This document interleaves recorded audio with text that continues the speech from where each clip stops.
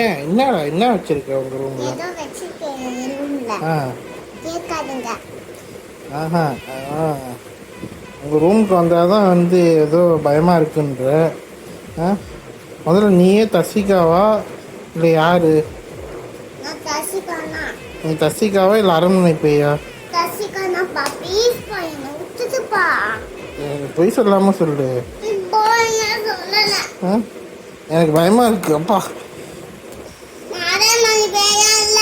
அப்புறம் நான் தசுனா. நிஜமாவா? பசு எனக்கு இப்படிலாம் அடிக்காது. அது ஒரு வேளை அரண்மனை பேய் தான் அடிக்குதுன்னு நினைக்கிறேன். சரி அழகக்கூடாது பத்தியா? ஏன்?